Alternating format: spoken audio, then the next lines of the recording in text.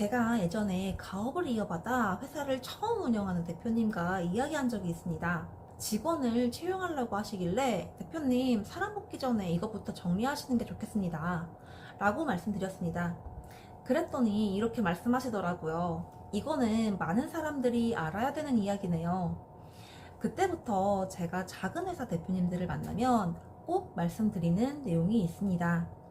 작은 회사일수록 한정된 자원 안에서 누구를 먼저 뽑아야 할지 의외로 잘 모르시더라고요. 오늘 영상을 보시면 우리 회사가 아직은 작더라도 어떤 사람부터 뽑아야 대표님의 개인기가 아니라 조직으로 돌아가기 시작하는지 이해하실 수 있을 겁니다. 대표님들께서 채용하실 때 가장 많이 하는 생각이 있는데요. 사람부터 뽑자 라는 겁니다.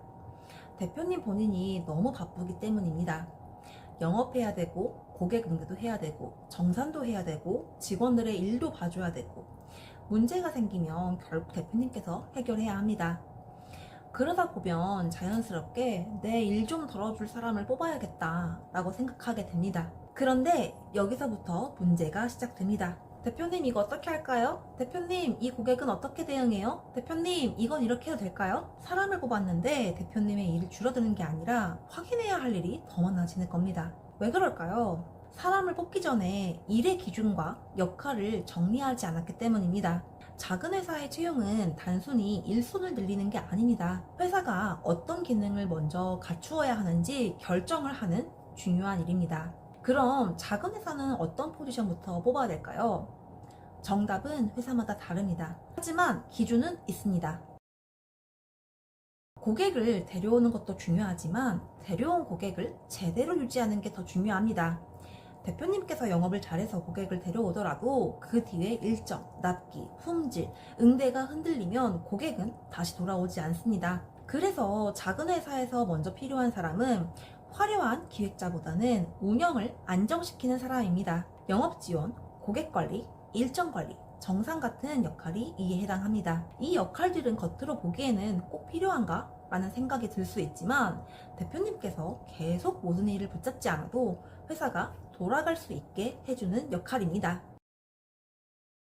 고객을 어떻게 대해야 하는지, 견적은 어떻게 내야 되는지, 문제가 생기면 어떤 순서로 해결해야 하는지, 어떤 일은 절대 하면 안 되는지 대표님께서는 이미 알고 있습니다. 그런데 직원들은 모릅니다. 주인의식을 가져라, 알아서 해라. 이 말은 직원들을 움직이게 할 수 없습니다. 주인이 아니니까요.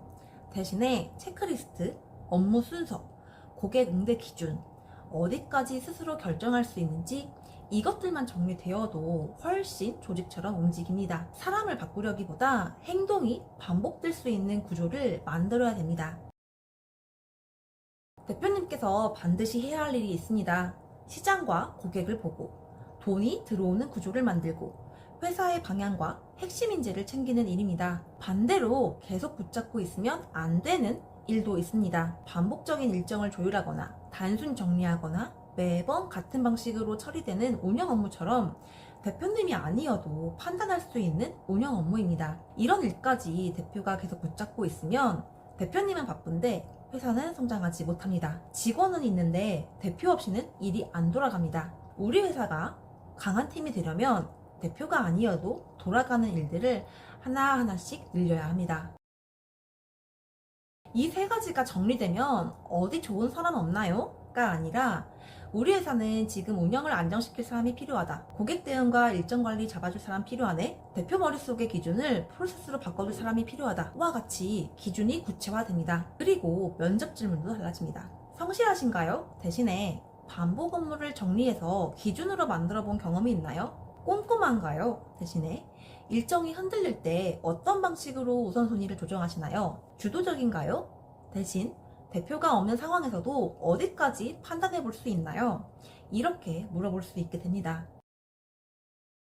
작은 회사가 강해지는 순간은 대표님의 머릿속에만 있던 일들이 조직의 기준과 프로세스로 바뀌는 순간입니다. 사람을 뽑기 전에 먼저 정리해 보세요. 우리 회사에 지금 필요한 기능이 뭔지, 그 기능을 맡을 포지션은 무엇인지, 그 사람이 어디까지 결정할 수 있어야 하는지요. 작은 회사도 드림팀을 만들 수 있습니다. 오늘 이야기가 도움이 되었다면 구독, 좋아요, 알림 설정 부탁드립니다. 오늘도 여러분의 조직 생활을 응원하는 사람과 조직 사이였습니다. 감사합니다.